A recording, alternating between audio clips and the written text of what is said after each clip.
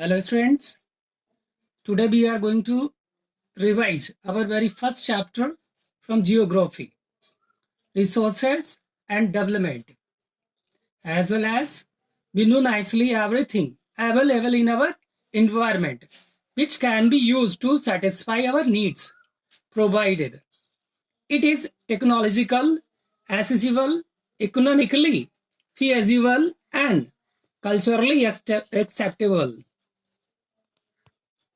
Resources can be classified in the following ways based on the origin, voidic and avoidic, based on existability, renewable and non-renewable, based on the ownership, individual, community, national and international, based on status of development, potential, developed stock and reserves, based on origin. Voitic resources. These are obtained from biosphere and have life such as human being, flora and fauna, fisheries, livestock, etc. Avoitic resources. All those things which are composed of non-living things are called avoitic resources. For example, rocks and metals. Based on exhaustibility. Renewable resources. The resources which can be renewed or reproduced by physical, chemical or mechanical processes are known as the renewable or replenishable. For example, solar and wind energy, water, forests and wildlife, etc. The renewable resources may further be divided into continuous or flow. Non-renewable resources. These occur over a long geological time. Minerals and fossil fuels are examples of such resources. These resources take millions of years in their formation.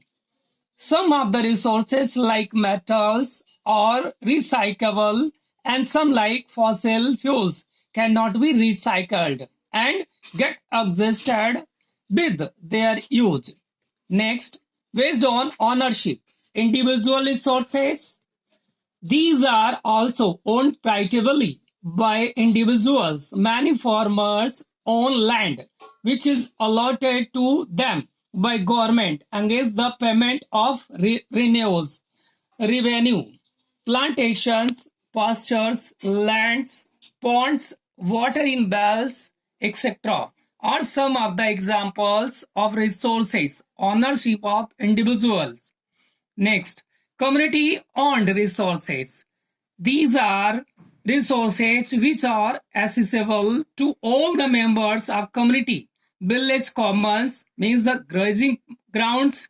Burial means where the dead bodies are buried, such ground. Village ponds, etc. Public parks, picnic spots, playgrounds in urban areas are these facto accessible to all the people living there. Next, national resources, technological, all the resources belong to the nation. The country has legal powers to acquire even private property for public good. You might have seen roads, canals, railways being constructed on the fields owned by the some individuals. All the minerals, water resources, forests, wildlife, land within the political boundaries and oceanic areas up to 12 natural miles from the coast termed as the territorial water and resources therein belong to the nation.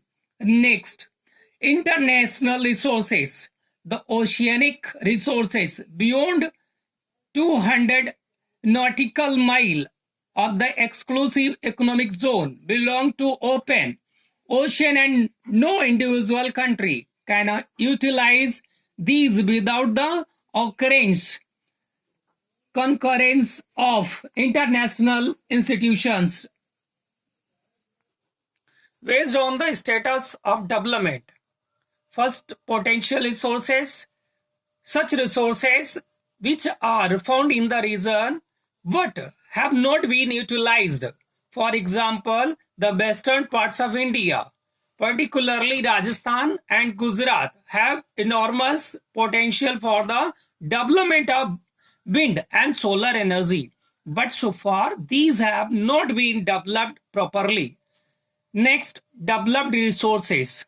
Resources which are surveyed and their quality and quantity have been determined for utilization. The development of resources depend on technology and level of their feasibility. Next, stock.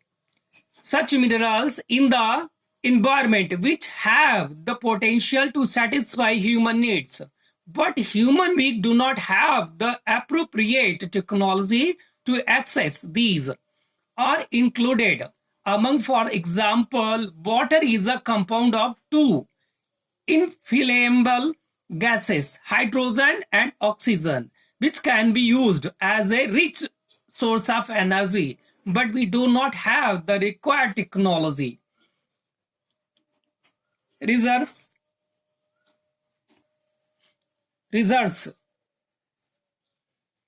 are the subset of stock which can be put into use with the help of existing technological know-how, but their use has not been started.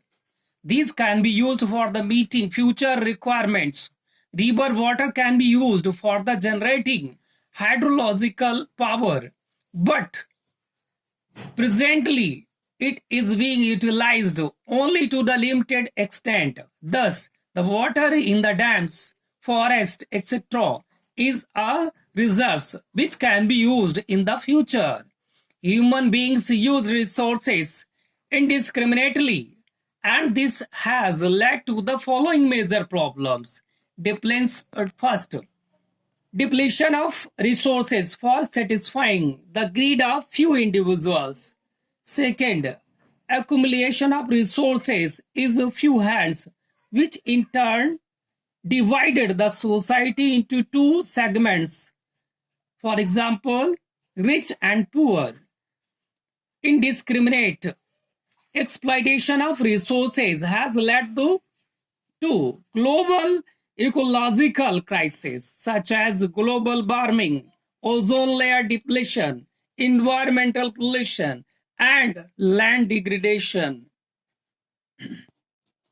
An equitable distribution of resources has become essential for a sustained quality of life and global peace. If the present trend of resources depletion by a few individuals and countries, the future of our planet is in danger. Therefore, resources planning is essential for sustainable existence of all forms of life. Sustainable existence is a component of sustainable development. So, students, sustainable economic development means development should take place without damaging the environment, and development in the present should not compromise with the needs of future generation. Students, in India, there are some regions which can be considered self-sufficient in terms of the availability of resources. And there are some regions which have acute shortage of some vital resources. This calls for balanced resources planning at the national, state, regional and local levels. Resources planning in India is a complex process which involves identification and inventory of resources across the regions of country. This involves surveying, mapping, and qualitative and quantitative estimation and measurement of the resources. Second point here, involving a planning restructure into an appropriate technology, skill, and institutional setup of the implementing resource development plans. Matching the resources development plans with the overall national development plans. Resources can contribute to development only when they are accompanied by appropriate technological development and institutional changes. India has made concerted efforts towards the achieving the goals of resources planning right from the first 5-year planning launched after the independence to overcome irrational consumptions and over-utilization of resources. Resource conservation at various levels is important.